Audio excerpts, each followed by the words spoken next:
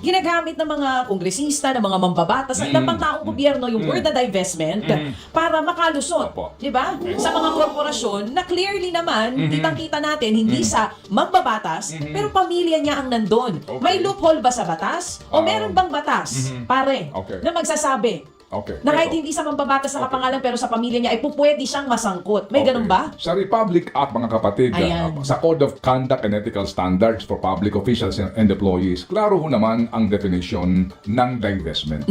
Okay? At ng relatives. Pwede bang, Mare, pakibasa lang ito? Para ho sa mga nakikinig ngayon, sa mga pangkaraniwang mga manggagawa, hindi ho ito mahirap intindihin. Dapat lang po natin intindihin ito. Ng malinaw. Para ho, pag mayroong mga nakakapanayam at nagsasabi, nag-divest na ako, Oo. sabihin nyo, lol. Oo. Sabihin nyo, nek-nek nyo. Oo. Simulat sa kung sinungaling na sila. Ano ba ang ibig Nek-nek sabihin mo. ng divestment at yung relatives? Eto Please, na po. basa. Nasusulat, pare, mga kapatid. Divestment is the transfer of title or disposal of interest in property by voluntarily, completely, and actual depriving or dispossessing oneself of his right or title to it in favor of a person or persons other than his spouse and relatives as defined in this act. So, ibig sabihin, ang operative word dyan ay other than, Other than, maliban sa, yan, maliban sa asawa o mga kamag-anak as defined nga by this law. okay.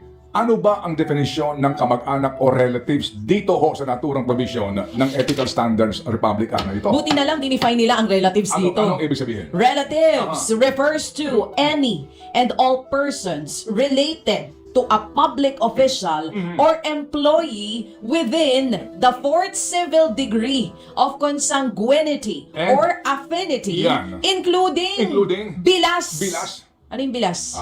Bilas. Oo, para lang malinaw. Oo, bilas. Kumbaga, yung Nandito tayo lahat sa bilas. Ano yung bilas, guys? Bilas is yung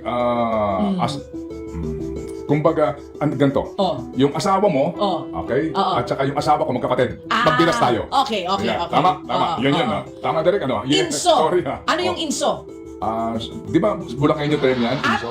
kasama din po dito ang balae. Yan, okay. Yun ang bilas, ha? Bilas, inso, at balae. Magbilas tayo kasi yung asawa ko magkapatid. Ayun, magbilas tayo. So, klaro ba? Klarong-klaro. Sige, so klarong-klaro, So, pwedeng ito. gamitin. Dali lang, ha? Pwedeng gamitin ng ombudsman yan. Of course. Oo. Kaya nga. Kaya siguro malakas ang loob kahapon ni Ombudsman Remulla. Pero ang tanong nga dito, yung pagtangkilik ng ating mga kagalang-galang ng mga maestrado, di ba? Dito po sa mga ihaharap na ebidensya, patunay, at yung koneksyon nitong taong itong inaakusahan sa mga kumpanya umano na sangkot sa iskandalong ito. SunWest. Okay. SunWest, ha? Ito ho yun, Ito na ho yun. Doon po sa air assets, kaya natin po napag-usapan yung girl, kasi nga hanggang ngayon po wala pa rin freeze order. Dahil daw, sabi nga di ba ng DOJ, maingat na maingat ang Court of Appeals. Kasi sa kanila po hihingi ng freeze order permission eh. Alright? Sila pong magbibigay ng go signal. Hanggang ngayon po sa ipinapangako ni Vince Dizon, nakailang pangako na siya. Tagal na, Sen. Vince, ano ba yan? Puro Nakakailang pangako na siya. Hindi pa siya senador, ang dami niya na pangako. Hoy! Naman! Check Vince, anyari. Okay? Oo, sabi mo sa amin nung naalala ko yung sinabi mo Sige po. Oo, sisiguruhin po natin yan. Okay. Oo. Anyway, so SunWest, ito tutuloy ko ba to? Ituloy mo, huwag mo kami binibitin. SunWest. Sige pala, mga kapatid. tuloy. Okay, sa SunWest mga kapatid, sa kanila pong sa kanila pong listahan ng incorporators, no. Wala si Saldi. Okay? Wala siya pangalan sa SunWest. Of course, wala. Pero yung pong mga nakalista na mga shareholders ng SunWest. Sino to? Sino? Kumbaga po ay mga sister companies ng SunWest ay Oo, sino yan? Eco Ventures, Oh, alright? Eco Ventures. Eco Leisure, Eco Leisure. and Eco Utility. Oh, sister company. Sino may-ari? At ang may-ari nito mga kapatid na meron po namang financial transactions din with SunWest Oo. ay kumpanyang pag-aari ng pamilya ni Zaldico. Anak-anak boom! Anak ka ng... Nagsimula tayo sa PI, Preliminary Investigation. Okay. Nakaka-PI talaga. Okay, Oo. nakaka-PI talaga. So, girl, Nakaka-PI. dyan lang ho tayo muna ngayon. Kasi po, sige, so ito ho yung kaso isa ng panila and we really look forward na mabigat ang mga ebidensyang ihahain ng ombudsman para magsimula na po ito. Kasi nga sabi nga, huwag daw tayo masyado mainit. Yeah. Oo, kasi after this one, sino pa? May Diba? susunod pa. Ngayon, ito. Uy!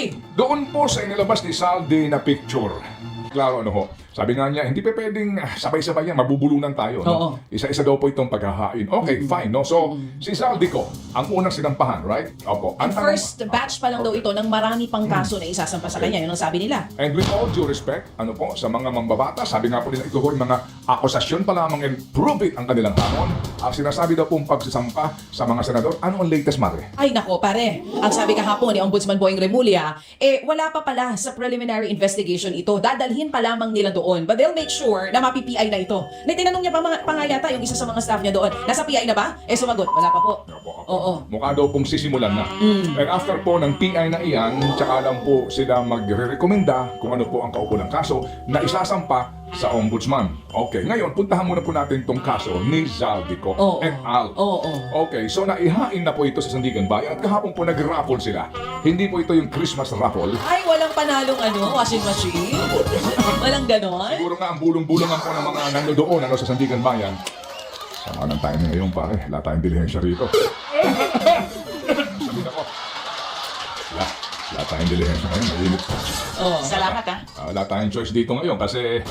Mainit eh. Okay, mainit eh ha. Anyway, nag-raffle na po sa iba't ibang mga division sa particular po mga kaso. Okay, ang sabi po ng Sandigan Bayan, kailangan daw nila ng 10 days. Maximum po naman yon. 10 days para suriin ang inihain na reklamo at kaakibat na mga ebidensya.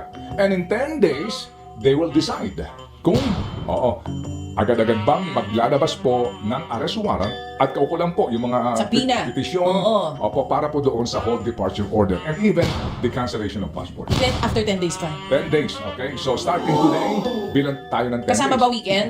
Sa bilang? Sa pagkakaalam ko. Kasama. So kung kasama weekend, December 1. Kung hindi kasama ang weekend, Today and yesterday. okay? So, ang sitwasyon mga kapatid, maghintay po tayo. Maximum yan 10 days. So mga first week of December ang tinitignan natin. Oo. This is involving Saldico. Oo. Alright. Tanong, ano ba ang inihain na kaso ng ombudsman laban dito kay Saldico? Opo. Hindi ko na po ito iisa-isahin pa mga kapatid ano po kasi nga masyado na itong mga numero ng Republic Act, etc. etc. Yes. But basically po, anti-graft ito. Alright? Tsaka Anti-graft law. malversation. Yan. Corruption and malversation Malversation. of public funds. Oo. Okay. Ngayon, ang tanong po dito mga kapatid, ano ba ang kaugnayan ni Saldico, particular dito po sa mga kaso sa mga proyekto ng DPWH?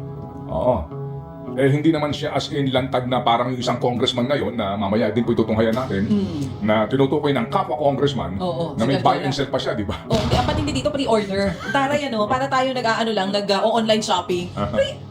Online shopping, parang order lang ng Okay, iPhone. opo. Pipila ka, pre-order daw. At may may pa-blind item si congressman. Ay, oo nga, may dalawa daw cabinet officials. Yung isa lantad na. Oo. May isa pa. Oo, kasi yung isa, Okay, nasabi sige, niya. okay. O baka iba pa ito. Pwede rin naman ganun. Mga kapatid, okay. Ang kaso po dito ni Saldico ay may kaugnayan sa SunWest. Yan, yung pong construction company. Yes. Alright. And definitely po, ngayon, ngingiti-ngiti ang mga depensa rito, mga abogado nitong si Saldico. Tandaan natin, ha? Opo, with all due respect again, ito pong mga inaakusahan dito, pati itong mga bata ngayon, na sinasabing nag-iipon ho ng cash sa kanila pong mga armored van, hindi mo pwedeng maliitin yan. So sabihin po ng legal defense kasi yung isa, apo ng dating Supreme Court Chief Justice yan at saka naging Executive Secretary yan. Sabi nga, ang bait-bait ng batang yan. Sabi, kain ka nga muna tubig. Oo, sige. Mga kapatid, SunWest. Sigurado dito ang depensa ay nag-divest na siya. Ay, nako. Lagi yan napapakinggan natin. Wala naman problema. Doon sa Bulacan, itong si Clayton, ganun din ang katira niya. Nag-divest na ako. Contractor din ng kanyang pamilya. Meron silang construction company. Itong si Clayton, congressman ng Bulacan, nag-divest na ako. Anong congressman? Sino na ngayon ang presidente ng inyong construction company? Si Mrs. ba? Oo. O yung anak. Ako po yung nagtatanong naman congressman. Okay, ngayon. Aminin na niya. Divest. Opo. If you also remember, yung pong air assets ni Zaldico. Nag-copy ka ba dyan? Yung air assets niya? Oh, di ba may report na ilang bilyong piso ang halaga ng kanyang air assets, no? 4 na bilyon ba? Ayan, sige, hanapin Ang natin. sinasabi po mga kapatid, Yan. na naman ang depensa. Sige, tuloy. Ang sinasabi po mga kapatid sa depensa, sa yung kanyang air assets, no? Ang sinasabi po mga kapatid, ng depensa rito, wala namang kaugnayan si Zaldico dito sa Misibis Aviation. Yes. Kasi, Nag-divest na rin. tsaka wala direktang kaugnayan dyan. Oo.